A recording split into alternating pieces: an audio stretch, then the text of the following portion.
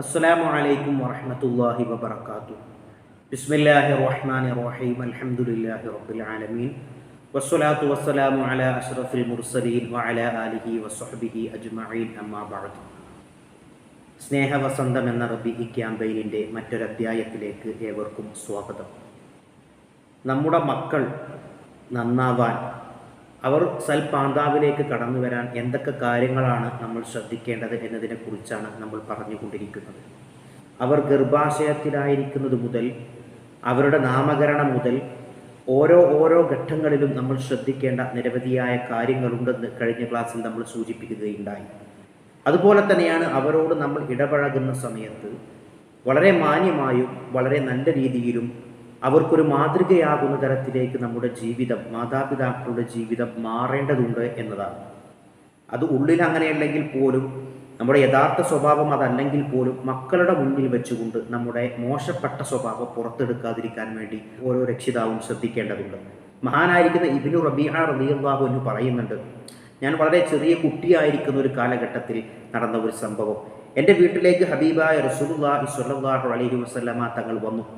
അങ്ങനെ ഞാനിങ്ങനെ കളിച്ചുകൊണ്ടിരിക്കുകയാണ്. അങ്ങനെ കളിക്കാൻ വേണ്ടി ഞാൻ പുറത്തേക്ക് ഇങ്ങനെ പോകാൻ നിൽക്കുന്ന സമയത്ത് എൻ്റെ മാതാവ് വിളിച്ചു, യാ അബ്ദുല്ലാ, ഓ അബ്ദുല്ലാ, ഇങ്ങോട്ട് വരൂ, ഉഴത്തിക്ക എന്നാണ് ഞാൻ തരാം. നമ്മൾ സാധാരണ വീട്ടിലൊക്കെ പറയുമല്ലോ, കുട്ടികൾ വേഗം വരാൻ വേണ്ടിയിട്ട്, അല്ലെങ്കിൽ കുട്ടികൾ നമ്മൾ പറഞ്ഞാൽ കേൾക്കാൻ വേണ്ടിയിട്ടൊക്കെ നമ്മൾ പറയുന്നത്, ഇത് അങ്ങനെ ചെയ്ത് കഴിഞ്ഞാൽ ഞാൻ നമുക്ക് തരാം, അല്ലെങ്കിൽ ഇങ്ങോട്ട് വാവ് എന്നാ എന്നൊക്കെ പറഞ്ഞ് നമ്മൾ വിളിക്കാറുണ്ട്. ഈ രീതിയിൽ മഹദി അദ്ദേഹത്തിൻ്റെ മാതാവ് അദ്ദേഹത്തെ വിളിച്ചു എന്നാ, കടന്നു വാ, ഇങ്ങോട്ട് വാവ് എന്നാ തരാം, എന്നാൾക്ക് സാധനം ഞാൻ തരാം എന്ന് പറഞ്ഞുകൊണ്ട് അദ്ദേഹത്തിൻ്റെ മാതാവ് അദ്ദേഹത്തെ വിളിച്ചു എന്നാണ്. ഇത് കേട്ട ഹബീബായ റസൂലുള്ളാഹി സ്വല്ലല്ലാഹു അലൈഹി വസല്ലമ തങ്ങൾ ചോദിച്ചു എന്നാണ്, നീ എന്താണ് അവന് നൽകാൻ ഉദ്ദേശിക്കുന്നത്? മാ അറത്തി അൻ തുഅതിയഹു, എന്താണ് നിങ്ങൾ അവന് നൽകാൻ ഉദ്ദേശിക്കുന്നതെന്ന് ചോദിച്ചപ്പോൾ മഹദി ഉമ്മ ഹബീബായ റസൂലിനോട് പറഞ്ഞു എന്നാണ്, ഞാൻ എൻ്റെ മോന് ഒരല്പം കാരക്ക നൽകാനാണ് ഉദ്ദേശിക്കുന്നത് എന്ന് പറഞ്ഞപ്പോൾ മുത്തായ റസൂൽ അവിടുന്ന് പറയുന്നുണ്ട്, അമാ ഇന്നക്കി ലൗ ലം തഫ്അലി കുത്തിബ അലൈകി കദിബതൻ എന്ന് ഹബീബായ റസൂലുള്ളാഹി സ്വല്ലല്ലാഹു അലൈഹി വസല്ലം തങ്ങൾ പറയാണ്. അല്ലയോ മാതാവേ, നിങ്ങൾ ഈ മകനോട് പറഞ്ഞ കാര്യം നിങ്ങൾ പ്രവർത്തിച്ചിട്ടില്ല എങ്കിൽ നിങ്ങളുടെ മേൽ കളവിനെ രേഖപ്പെടുത്തുമെന്ന് ഹബീബായ റസൂലുള്ളാഹി സ്വല്ലല്ലാഹു അലൈഹി വസല്ലം തങ്ങൾ ആ മാതാവിനെ ഓർമ്മിപ്പിക്കുകയാണ്. ഇതിൽ നിന്ന് നമുക്ക് മനസ്സിലാക്കേണ്ടത്, നമ്മുടെ മക്കളോട് നമ്മൾ കളിയായിട്ടാണെങ്കിലും അല്ലെങ്കിൽ തമാശയായിട്ടാണെങ്കിൽ പോലും ഇത്തരത്തിലുള്ള കളവ് നമ്മിൽ നിന്ന് വന്നു പോകുന്ന ഇതൊരു തരത്തിലുള്ള ചതിയാണല്ലോ, അത്തരത്തിലുള്ള സ്വഭാവങ്ങളൊക്കെ നമ്മളിൽ നിന്നും വന്നു പോകുന്നതിന് നമ്മൾ വളരെയധികം സൂക്ഷിക്കേണ്ടതുണ്ട്. കാരണം ഇതൊക്കെ കണ്ടാണ് നമ്മുടെ മക്കൾ സ്വഭാവ രൂപീകരണം നടത്തുന്നത് എന്നതാണ് ഇതിൽ ഏറ്റവും പ്രധാനമായിട്ടുള്ള കാര്യം. നമ്മളൊക്കെ നമ്മുടെ മക്കൾക്ക് വലിയ വാഗ്ദാനങ്ങൾ കൊടുക്കും. അങ്ങനെ പഠിച്ചാൽ ഞാൻ ഇന്നത് വാങ്ങിത്തരാം, അല്ലെങ്കിൽ നീ ഇത് ചെയ്തു കഴിഞ്ഞാൽ ഞാൻ ഇന്ന കാര്യം നിനക്ക് നിറവേറ്റിത്തരാം, അല്ലെങ്കിൽ ഇന്ന സ്ഥലത്തേക്ക് കൊണ്ടുപോകാം. ഇത്തരത്തിലൊക്കെ നമ്മുടെ മക്കൾക്ക് നമ്മൾ വാഗ്ദാനം നൽകുമ്പോൾ ആ വാഗ്ദാനങ്ങൾ നിറവേറ്റുന്ന ഒരു മാതൃകാ രക്ഷിതാവായി നാം ഓരോരുത്തർക്കും മാറാൻ കഴിയണം. അല്ല എങ്കിൽ അതൊക്കെ നമ്മുടെ മക്കളുടെ മനസ്സിൽ ഒരു നെഗറ്റീവ് ഇമേജ് ഉണ്ടാക്കി തീർക്കാനും, ഇതൊന്നും വലിയ തരക്കേടില്ല, കുഴപ്പമില്ലാത്ത സ്വഭാവങ്ങളാണ് എന്നുള്ള ഒരു ദ്യോതി, ആ ഒരു ചിന്ത നമ്മുടെ മക്കളുടെ മനസ്സിലുണ്ടാകാനും കാരണമായി തീരും എന്ന് കുട്ടികളുമായി ബന്ധപ്പെട്ട മനഃശാസ്ത്രജ്ഞരൊക്കെ പഠിപ്പിക്കുന്നത് ഇതേ വിഷയം തന്നെയാണ്. അതുകൊണ്ട് നമുക്ക് നിറവേറ്റാൻ കഴിയാവുന്ന വാഗ്ദാനങ്ങൾ മാത്രമേ അവർക്ക് നൽകാവൂ. അങ്ങനെ എന്തെങ്കിലും വാഗ്ദാനങ്ങൾ നമ്മൾ ഏറ്റിട്ടുണ്ടെങ്കിൽ അത് നമ്മുടെ കഴിയുന്നതിൻ്റെ രീതിയിൽ നമ്മളത് നിറവേറ്റി കൊടുക്കണം. അതല്ല, ഇനി എന്തെങ്കിലും കാരണവശാൽ നമുക്കത് നിറവേറ്റാൻ സാധിക്കുന്നില്ല എങ്കിൽ അതിൻ്റെ തക്കതായ കാരണം മക്കൾക്ക് മനസ്സിലാകുന്ന രീതിയിൽ നമുക്കത് പറഞ്ഞ് മനസ്സിലാക്കി കൊടുക്കാൻ കഴിയണം എന്നുള്ളതൊക്കെ ഒരു രക്ഷാകർതൃത്വത്തിൻ്റെ ഒരു പിതാവായിരിക്കുക, മാതാവായിരിക്കുക എന്നതിൻ്റെയൊക്കെ അടിസ്ഥാന ഗുണങ്ങളിൽപ്പെട്ടതാണ്. നമ്മുടെ മക്കൾ അല്ലാഹു സുബ്ഹാനഹു വ തആല നമ്മുടെ കരങ്ങളിൽ ഏൽപ്പിച്ച വലിയ അമാനത്താണ്. ആ അമാനത്ത് എന്ന് പറഞ്ഞാൽ ഒരു സൂക്ഷിപ്പ് സ്വത്താണ്. ആ സൂക്ഷിപ്പ് സ്വത്ത് നൽകിയ അല്ലാഹു സുബ്ഹാനഹു വ തആല നമ്മോട് നിർബന്ധമായി തീർച്ചയായും അതിനെക്കുറിച്ച് ചോദ്യം ചെയ്യും എന്നുള്ളത് യാതൊരു സംശയവും വേണ്ട. മഹാനായിരിക്കുന്ന ഇബ്നു ഉമർ റളിയല്ലാഹു അൻഹു പറയുന്നുണ്ട്, അദ്ദിബ് ഇബ്നക, നീ നിന്റെ മകനെ അദബ് പഠിപ്പിക്കണം. ഫൈനക മസ്ഊലുൻ അൻ വലദിക, അപ്പോൾ തീർച്ചയായും നിന്റെ കുട്ടിയെക്കുറിച്ച്, നിന്റെ സന്താനത്തെക്കുറിച്ച് നിന്നോട് ചോദ്യം ചെയ്യപ്പെടും. മാദാ അദ്ദബ്തഹു, നീ എന്ത് മര്യാദയാണ് നിന്റെ മകന് പഠിപ്പിച്ചു കൊടുത്തിട്ടുള്ളത്, അല്ലെങ്കിൽ മകൾക്ക് പഠിപ്പിച്ചു കൊടുത്തിട്ടുള്ളത്? മദ്രസ വിദ്യാഭ്യാസമായിക്കോട്ടെ, ധാർമ്മികമായ വിദ്യാഭ്യാസം എത്രത്തോളം നീ പഠിപ്പിച്ചു കൊടുത്തിട്ടുണ്ട്, എത്രത്തോളം അതിനുള്ള പ്രാമുഖ്യം നീ നിന്റെ മക്കൾക്ക് നൽകിയിട്ടുണ്ട്? വളരെ ചുരുങ്ങിയ ഒരു സമയത്തിനുള്ളിൽ, വളരെ ചുരുങ്ങിയ ഒരു കാലയളവിലാണ് നമ്മൾ മദ്രസ വിദ്യാഭ്യാസം അടക്കമുള്ള ധാർമ്മികമായ വിദ്യാഭ്യാസത്തിന് നമ്മുടെ മക്കൾക്ക് നമുക്ക് കിട്ടുന്നത് എന്നുള്ളതാണ് നമ്മുടെ ഇപ്പോഴത്തെ സാഹചര്യം. അത് തന്നെ പ്രോപ്പറായി യഥാവിധി നൽകാത്ത രക്ഷിതാക്കൾ നമുക്ക് ചുറ്റും എമ്പാടുമാണുള്ളത്. ശ്രദ്ധിക്കുക, തീർച്ചയായും അതിനെക്കുറിച്ച് നമ്മോട് ചോദ്യം ചെയ്യപ്പെടുക തന്നെ ചെയ്യും. മാതാ അദ്ദബ്തഹു, എന്ത് അദബാണ് നീ നിന്റെ കുട്ടിക്ക് നീ നൽകിയത് എന്ന് ചോദിക്കപ്പെടും. മാതാ അല്ലംതഹു, എന്താണ് നീ നിന്റെ കുട്ടിയെ പഠിപ്പിച്ചത്? കേവലം ഭൗതികമായ വിദ്യാഭ്യാസം മാത്രമാണോ? ഭൗതികം തീർച്ചയായും വേണ്ടത് തന്നെയാണ്. ഈ ഭൗതികം ആത്മീയത എന്ന് പറഞ്ഞ് രണ്ട് വിദ്യാഭ്യാസമൊന്നുമില്ല. ഏത് വിദ്യാഭ്യാസത്തിനെയും നമുക്ക് ആത്മീയപരമായ വിദ്യാഭ്യാസമാക്കി മാറ്റിയെടുക്കാൻ കഴിയും. അതിലൂടെ അള്ളാഹുവിലേക്ക് എത്താൻ നമുക്ക് കഴിയുമെങ്കിൽ, ഒരു കെമിസ്ട്രി പഠിക്കുന്ന ഒരു വിദ്യാർത്ഥിയെ സംബന്ധിച്ചിടത്തോളം അതിലുള്ള ഓരോ ആറ്റങ്ങളെക്കുറിച്ചും അതിൻ്റെ ഓരോ ഘടകങ്ങളെക്കുറിച്ചും ഓരോ രീതികളെക്കുറിച്ചും ഒക്കെ ആഴത്തിൽ കീറി മുറിച്ചു കൊണ്ടുള്ള പരിശോധനയിൽ പടച്ചോനെ സുബ്ഹാനല്ലാഹ്, ഇതൊക്കെ അള്ളാഹിൻ്റെ സൃഷ്ടിയാണല്ലോ, അള്ളാഹിൻ്റെ കഴിവാണല്ലോ എന്നുള്ള രീതിയിലേക്ക് ഒരാൾക്ക് പഠിക്കാൻ കഴിയുമെങ്കിൽ അത് അള്ളാഹുവിനെ കുറിച്ചുള്ള ഇൽമ് തന്നെയാണ്, അത് ഇസ്ലാമികമായ വിദ്യാഭ്യാസം തന്നെയാണ്. അപ്പോൾ ആത്മീയ വിദ്യാഭ്യാസം അതുപോലെ മതവിദ്യാഭ്യാസം എന്ന് പറഞ്ഞ് നമുക്ക് വേർതിരിക്കേണ്ട കാര്യമൊന്നുമില്ല. മറിച്ച് ഏത് വിദ്യാഭ്യാസവും അത് അള്ളാഹുവിലേക്ക് എത്തുന്നതാണെങ്കിൽ അത് ആത്മീയ വിദ്യാഭ്യാസം തന്നെയാണ്. ആ നിലക്ക് എല്ലാം കണക്ട് ചെയ്തുകൊണ്ട്, എല്ലാം അള്ളാഹുവിലേക്ക് കണക്ട് ചെയ്തുകൊണ്ട് നമുക്ക് പഠിക്കാൻ കഴിയുമെങ്കിൽ ഇൻഷാ അള്ളാഹ് നമ്മുടെ മക്കളെ വലിയ രീതിയിലേക്ക് മാറ്റിക്കൊണ്ടുവരാൻ നമുക്ക് കഴിയുമെന്നുള്ളതാണ്. അപ്പോൾ എന്താണ് നിന്റെ മകനെ അല്ലെങ്കിൽ നിന്റെ മകളെ നീ പഠിപ്പിച്ചത് എന്നതിനെക്കുറിച്ച് നിന്നോട് ചോദ്യം ചെയ്യപ്പെടും. അതുപോലെ തന്നെയാണ് മക്കളെ സംബന്ധിച്ചിടത്തോളം ആ മക്കളോട് എന്താണ് നീ നിന്റെ മാതാപിതാക്കൾക്ക് നീ ഗുണം ചെയ്തത്, അവർക്ക് എങ്ങനെയാണ് നീ വഴിപ്പെട്ടത് എന്നതിനെക്കുറിച്ച് മക്കളോടും ചോദ്യം ചെയ്യപ്പെടുമെന്ന് മഹാനായ ഇബ്നു ഉമർ റളിയല്ലാഹു അൻഹു പഠിപ്പിക്കുമ്പോൾ ഇതൊക്കെ വളരെ ഗൗരവമുള്ള വിഷയമാണെന്ന് നമുക്ക് വീണ്ടും വീണ്ടും മനസ്സിലാവുകയാണ്. മഹാനായിരിക്കുന്ന ഇബ്നുൽ മുഖഫ്ഫ റളിയല്ലാഹു അൻഹു എന്നിവർ പറയുന്നതായി കാണാൻ കഴിയും. ഒരു മാതാപിതാക്കൾക്ക്, ഇപ്പം നമ്മെ സംബന്ധിച്ചിടത്തോളം നമ്മളൊക്കെ മാതാപിതാക്കളാണ് പലരും. ആ മാതാപിതാക്കൾക്ക് തൻ്റെ മക്കൾക്ക് അനന്തരമായി ബാക്കി വെക്കാവുന്ന ഏറ്റവും നല്ല 3 കാര്യങ്ങൾ അദ്ദേഹം പരിചയപ്പെടുത്തുന്നുണ്ട്. ഒന്ന് അസ്സനാ ഉൽ ഹസനു, നല്ല പേര്, നല്ല പ്രശംസ, ആളുകൾക്കിടയിൽ ഇന്ന ആളുടെ മകനാണ് എന്ന് ആളുകൾക്കിടയിൽ പറയപ്പെടാൻ ഒരു നല്ല പ്രശംസ ഉണ്ടാക്കി കൊടുക്കുക എന്നത് മാതാപിതാക്കളെ സംബന്ധിച്ചിടത്തോളം അവൻ്റെ മക്കൾക്ക് അവൻ നൽകുന്ന വലിയ ഒരു അനന്തരമാണെന്ന് മഹാനവറുകൾ പഠിപ്പിക്കുന്നു. പിതാവ് അല്ലെങ്കിൽ മാതാവ് തോന്നിയതുപോലെ ജീവിച്ച് അവൻ്റെ മകനാണ്, അവളുടെ മകനാണ് ഇന്ന രീതിയിൽ സമൂഹം ആ രീതിയിലേക്ക് ചിന്തിക്കുന്ന ഒരു തരത്തിലേക്ക് ഒരിക്കലും സമൂഹം അങ്ങനെ ചിന്തിക്കാൻ പാടില്ല. ഒരാളെയും അത്തരത്തിൽ വില കുറച്ച് കാണാൻ സാധ്യമല്ല, അങ്ങനെ ചെയ്യാൻ പാടില്ല. എന്നാൽ പോലും അത്തരത്തിലുള്ള ഒരു നല്ല പ്രശംസയുള്ള ആളുകൾക്കിടയിൽ നല്ല പേരുള്ള ആ വാപ്പാൻ്റെ കുട്ടിയാണല്ലേ, ആ പെണ്ണിൻ്റെ ആ മാതാവിൻ്റെ മകനാണല്ലേ അല്ലെങ്കിൽ മകളാണല്ലേ, ഈ രീതിയിലുള്ള ഒരു നല്ല പ്രശംസ ഉണ്ടാക്കി കൊടുക്കാൻ അത്തരത്തിലുള്ളൊരു ജീവിതം മാതാപിതാക്കൾക്ക് മാലോകർക്ക് മുമ്പിൽ ജീവിച്ച് കാണിച്ചു കൊടുക്കാൻ കഴിഞ്ഞാൽ അത് അവനെ സംബന്ധിച്ച് ഏറ്റവും വലിയ അനന്തരമാണെന്ന് മഹാനവറുകൾ പഠിപ്പിക്കുന്നു. രണ്ടാമതായി പഠിപ്പിക്കുകയാണ് വൽ അദബു നാഫിഉ. അതബ് 2 തരത്തിലുള്ള അതബുണ്ട്. ഉപകാരമുള്ള അതബുണ്ട്, ഉപകാരമില്ലാത്ത അതബുണ്ട്. മര്യാദ കാണിക്കേണ്ടവർക്ക് മുമ്പിലാണ് മര്യാദ കാണിക്കേണ്ടത്. അതിനാണ് ഉപകാരമുള്ള നാഫി ആയ അതബ് എന്ന് പറയുക. തമ്മാടികളായ ആളുകൾ, ദീനിനെ വകവെക്കാത്ത ആളുകൾ, അനിസ്ലാമികമായിട്ടുള്ള അല്ലെങ്കിൽ അരാജകത്വത്തിൽ അല്ലെങ്കിൽ തെറ്റായ വഴികളിലൂടെ സഞ്ചരിക്കുന്ന ആളുകൾ, അവർക്ക് മര്യാദ കാണിച്ചുകൊണ്ട് അവരുടെ മുമ്പിൽ ഓച്ചാനിച്ച് നിൽക്കുന്ന ഒരു അതബ് നമുക്ക് ആവശ്യമില്ല. അതിനെയാണ് അതബ് നാഫി അല്ലാത്ത അതബ് എന്ന് പറയുക.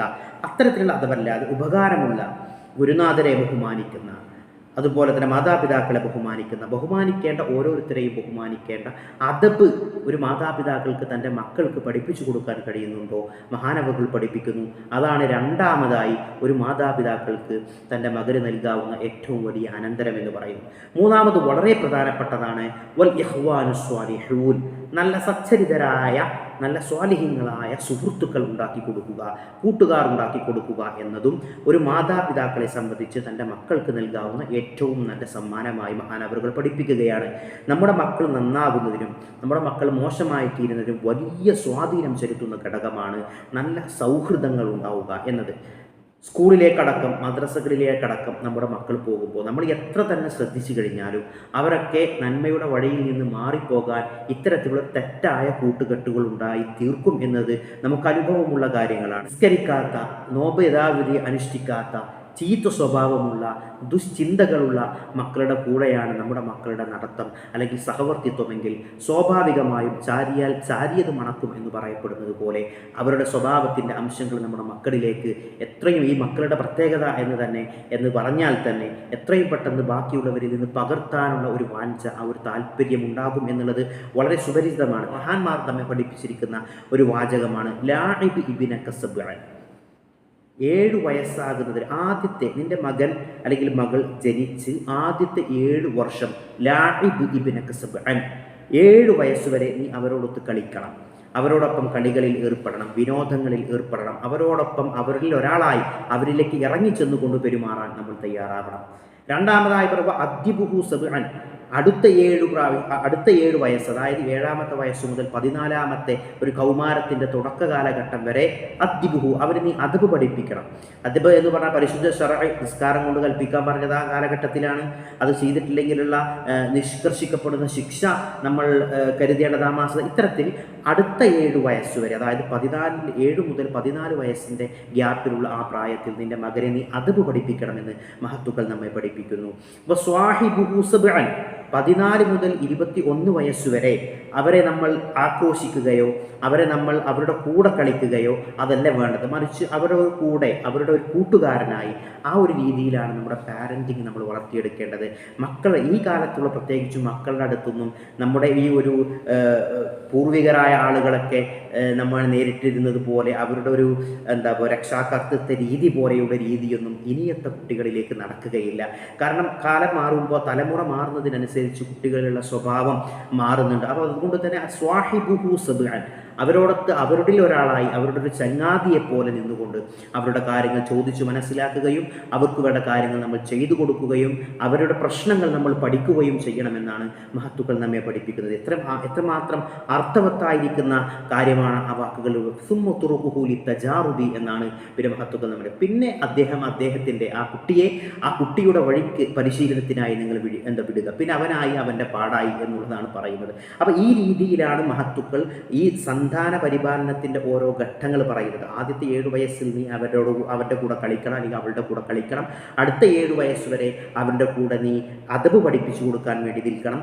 അടുത്ത 7 വയസ്സ് വരെ നീ അവൻ്റെ കൂടെ സ്വാഹിബുഹു, ഒരു സ്വാഹിബായി, ഒരു ചങ്ങാതിയെപ്പോലെ നിന്നുകൊണ്ട് കാര്യങ്ങൾ, മാതാവാണെങ്കിൽ പെൺകുട്ടികളാണെങ്കിൽ ഒരു ചങ്ങാഴ്ചയെപ്പോലെ നിന്നുകൊണ്ട് തൻ്റെ കുട്ടിക്കുണ്ടാകുന്ന, കാരണം ഏറ്റവും സംഘർഷഭരിതമായ ഒരു പ്രായമാണത്.